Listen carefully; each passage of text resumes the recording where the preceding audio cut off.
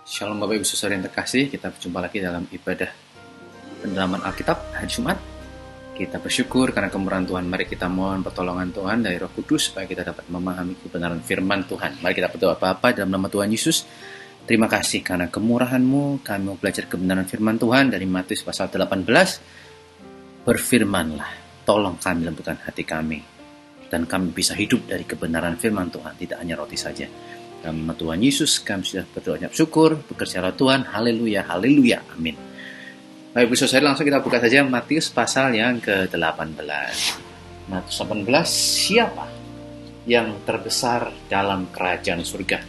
Pada waktu itu datanglah murid-murid itu kepada Yesus dan bertanya, siapakah yang terbesar dalam kerajaan surga? Ayat 2, jawaban Yesus menarik. Maka Yesus memanggil seorang anak kecil, menempatkannya di tengah mereka, lalu berkata, aku berkata kepadamu, sesungguhnya jika kamu tidak bertobat dan menjadi seperti anak kecil ini, kamu tidak akan masuk ke dalam kerajaan surga. Baik Ibu Saudari, ini adalah suatu jawaban yang sangat luar biasa, yang penuh dengan arti tentang kebenaran yang kekal. Pertanyaan murid-muridnya kan, siapa yang terbesar kan? Yang terbesar nanti dalam kerajaan surga. Tapi Yesus berkata, jika engkau tidak bertobat di dunia ini dan tidak menjadi seperti anak kecil ini, maka engkau tidak akan masuk. Ibu Saudara, Yesus menjawabnya tentang keselamatan. Pertanyaan mereka adalah, Yesus, siapa yang terbesar? Yesus bilang, kenapa kamu langsung ngomongin siapa yang terbesar kerajaan surga? Mau masuk aja, itu kamu harus bertobat dan seperti anak kecil. Ya, ingat sekali lagi Bapak Ibu Saudari, murid-muridnya yang bertanya tentang siapa yang terbesar dalam kerajaan surga. Yesus menjawab, masuk saja, kamu nggak bisa kalau kamu tidak, satu, bertobat, dan dua, menjadi seperti anak kecil ini. Kok boro-boro udah tanya tentang kerajaan surga siapa yang terbesar ya? Yesus memakai anak kecil yang biasanya tidak didengarkan, dianggap sepele ya, seperti itu. Ayat 4, sedangkan, nah langsung sekarang dijawab pertanyaannya. Bapak Ibu Saudari ya, pertanyaannya kan siapa yang terbesar? Ini dijawab. Sedangkan barang siapa merendahkan diri dan menjadi seperti anak kecil ini, dialah yang terbesar dalam kerajaan surga. Ada dua jawaban yang Yesus katakan. Satu, daripada kamu ngomong-ngomong soal siapa terbesar, bertobat dulu dan jadilah seperti anak kecil ini.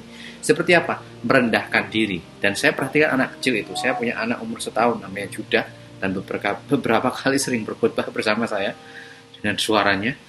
Judah itu bisa memanjat pagar jendela itu, teralis, dia langsung panjat aja, dia nggak pernah mikir ini bakal jatuh atau gimana. Ya, dia pegang apa, ya berbahaya juga ya, ada alat elektronik, dia pegang aja, nggak berpikir ini apa gitu.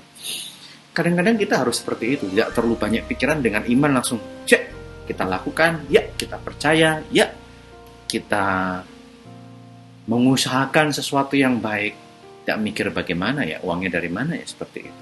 Yesus pengen kita punya hati yang polos seperti anak kecil. Dan pertanyaan besar dan kecilnya di kerajaan surga, merendahkan diri seperti anak kecil ini dan bertobat tentu saja. Jadi ini jawaban yang sedikit menegur ke murid-muridnya ya. Berikutnya, ayat 5, dan barang siapa menyambut seorang anak seperti ini dalam namaku, ia menyambut aku. Merendahkan diri, seperti itu ya, anak kecil itu menyambut Yesus, seperti itu. Ayat 6, tetapi barang siapa menyesatkan satu-satu dari anak-anak kecil ini yang percaya kepadaku, lebih baik baginya jika sebuah batu kilangan diikatkan pada lehernya, lalu ia ditenggelamkan ke dalam laut.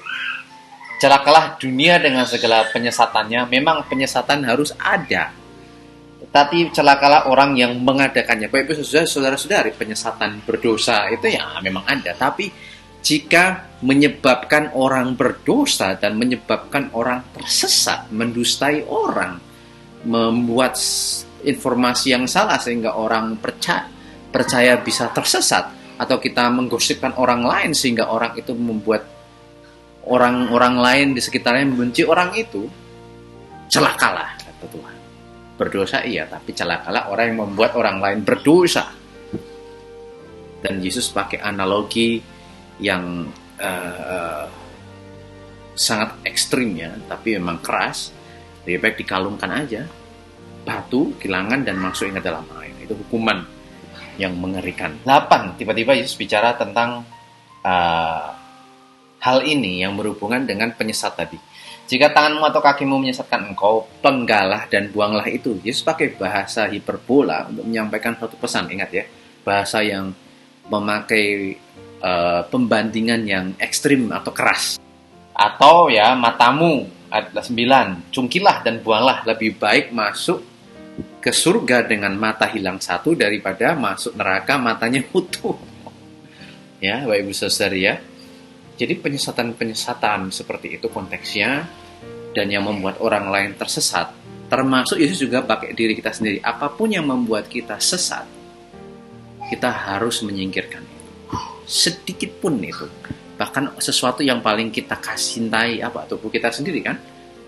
Jangan sampai seperti itu. Intinya Yesus mau berkata bahwa kita lebih baik menderita, tapi melakukan hal yang benar masuk kerajaan Allah, atau mendapatkan semua kenyamanan tapi tidak mendapatkan keselamatan sama sekali. Potonglah itu. Penyesatan-penyesatan itu. Orang yang menyesatkan ataupun sesuatu yang menyesatkan kita harus hati-hati. Penyesat itu hukumannya pasti berat, dan kita juga harus hati-hati supaya kita tidak tersesat. Ingatlah ayat 10, jangan menganggap rendah seorang dari anak kecil ini, karena Aku berkata kepadamu, ada malaikat mereka di surga yang selalu memandang wajah Bapakku yang di surga. Nah, ini ayat yang sering ditafsirkan dalam hal soteriologi atau keselamatan bagi anak-anak kecil seperti itu ya. Sering ada beberapa pakai ayat ini bahwa anak kecil yang meninggal begitu, gimana itu? Kalau dari berbagai pendapat teolog termasuk kaum reformis seperti itu ya, bahwa karena mereka belum bisa buat keputusan secara kognitif mana yang benar mana yang salah seperti itu, jadi itu sudah urusan Tuhan ya. Jadi mereka memiliki malaikat di surga yang memandang pada Bapa di surga. Jadi malaikat yang menjaga mereka ya. Mereka sudah berdosa karena keturunan Adam ya, dosa asal pasti sudah ada. Tetapi fakta bahwa Yesus berkata jangan anggap remeh mereka loh ya, jangan anggap enteng mereka loh, jangan menyesatkan mereka loh ya. Konteksnya masih ingat, jangan nyesatin loh. Ada malaikat yang siap menjaga apapun yang terjadi ya, dan memberi konsekuensi. Kan intinya jangan remehkan kan ya, jangan nyesatin juga termasuk. Oke, berikutnya saya tidak akan baca perikop ini karena kita sudah tahu tentang domba yang hilang ya, sudah cukup jelas. Sekarang perikop berikutnya tentang menasihati sesama saudara. Apabila saudaramu berbuat dosa, tegurlah dia di bawah 4 mata. 4 mata ya.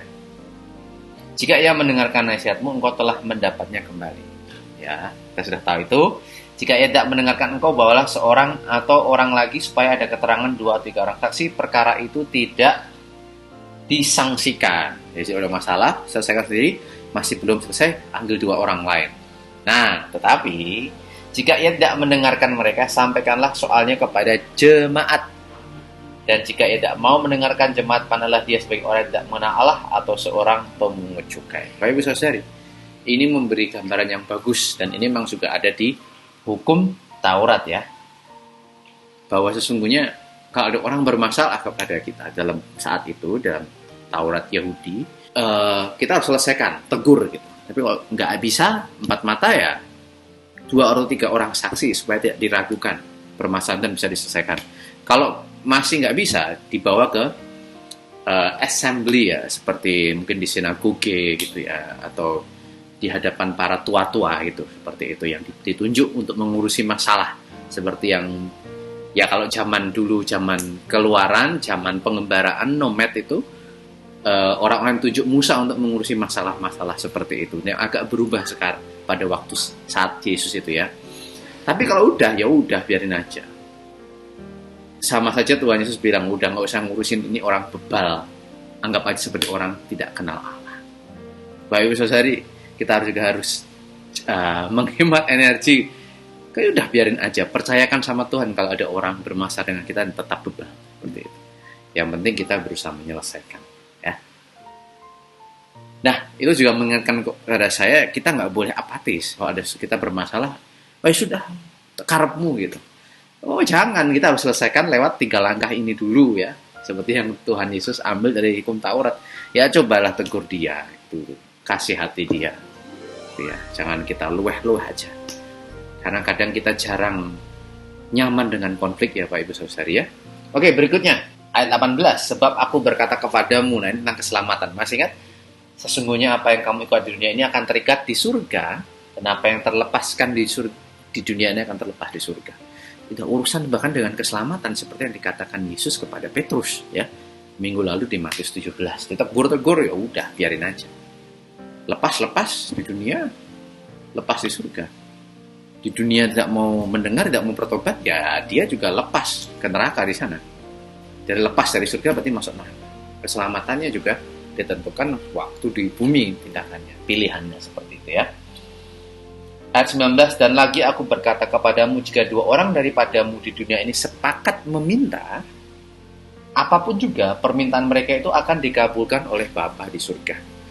Memang ini dalam hal umum ya, tapi dalam konteks ini kan konteks tentang menasihati dan menegur seperti itu. Ya, kalau ada 2 orang sepakat, ya selesai konfliknya, itu Bapa bersurga juga apa? Mengabulkan tentang pemulihan, rekonsiliasi ini. Termasuk hal-hal lain, termasuk doa kita kepada Tuhan. Tapi dalam konteks ini, saya percaya lebih kepada tentang menasihati dan konflik. Jika terjadi kesepakatan, makalah carilah kesepakatan. Rekonsiliasi itu Bapa di surga juga mengabulkan untuk pemulihan itu. Tidak hanya soal doa-doa saja ya. Pada umumnya sering kita tafsirkan seperti itu ya Bapak Ibu Saudari ya. Yang menarik sebab di mana 2 atau 3 orang berkumpul dalam namaku, di situ aku ada di tengah-tengah kamu. Nah ini tidak hanya bicara soal persekutuan, tapi bahkan dalam konflik, kalau datang bersama, ya menyelesaikan, mengasihi, berbicara dengan kebenaran dengan kasih, ada Tuhan di tengah-tengah kita. Di keluarga bicarakan, ada Tuhan di tengah-tengah kita. Jangan sampai kita anti dengan konflik. Konflik itu ada untuk diselesaikan. Memang jujur saja kadang memang susah, apalagi ketemu dengan orang bebal. Kalau ketemu orang bebal, firman Tuhan juga mengatakan biarin aja. Betul itu ya. Berikutnya, perumpamaan tentang pengampunan. Nah, kita sudah tahu nih Bapak Ibu Saudari ya, tentang orang yang berutang banyak diampuni ya. Dia utang berapa talenta dia? 10.000 talenta ya. Lalu ayat 26, maka sujudlah dia menyembah.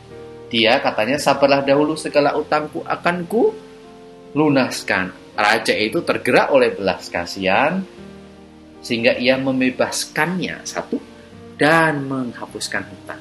Kita tahu cerita berikutnya, dia lagi keluar, dia ketemu hamba lain yang berhutang kepada orang yang baru saja dibebaskan dan dilunaskan, dihapuskan utangnya. Ia ayat 28, ia menangkap dan mencekik kawannya itu, katanya, bayar hutangmu. Hanya 100 dinar. Bapak Ibu Saudara tadi utangnya berapa? 10.000 talenta. Talenta tuh ribuan kilo ya. Iya. Ini cuma 100 dinar. Maka sujudlah, tetapi ia menolak 30 dan menyerahkan kawannya itu ke dalam penjara sampai dilunaskannya hutangnya. Berarti itu kawan-kawan yang lain sangat sedih lalu menyampaikan segala yang terjadi kepada tuan mereka. Ayat 32, raja itu menyuruh memanggil orang itu dan berkata kepadanya, hei hamba yang jahat, seluruh hutangmu telah kuhapuskan karena engkau memohonkannya kepadaku. Bukankah engkau pun harus mengasihi kawanmu seperti aku telah mengasihani engkau? Maka marahlah tuannya itu dan menyerahkannya kepada Al-Guju sampai ia melunaskan seluruh hutangnya. Apa arti dari perumpamaan ini? Ada di situ. Ayat 35 kesimpulannya. Maka Bapakku yang di surga akan berbuat demikian juga terhadap kamu apabila kamu masing-masing tidak mengampuni saudaramu dengan segenap hatimu. Bapak Ibu Saudari, ini kita yang berdosa besar dan sudah diampuni dalam karya salib Yesus. Darahnya tercurah membasuh dosa kita, dan bagi kita yang percaya itu adalah dosa yang mengerikan, dosa hukuman mati ya, dari zamannya nenek moyang kita Adam dan Hawa. Yesus juga berharap kita juga berbelas kasih karena kita pendosa yang sudah diampuni. Bapakku yang di surga tidak akan mengampunimu jika engkau tidak mengampuni saudaramu dengan segenap hati. Jadi kalau kita merasa berat untuk mengampuni orang lain, ingatlah bahwa kita yang berdosa dan nggak layak untuk diampuni ini, siapa? Kita sendiri. Itu juga sudah diampuni. Hutang kita yang tidak bisa dibayar itu sudah dihapuskan. Ampunilah. Ingat, Bapa di surga sudah mengampuni kita dulu. Ingat, Dia sudah mengampuni kita dulu. Jangan keras kepala, jangan keraskan hati. Bapamu di surga juga tidak akan mengampunimu. Dan Yesus memberkati. Sampai jumpa minggu depan.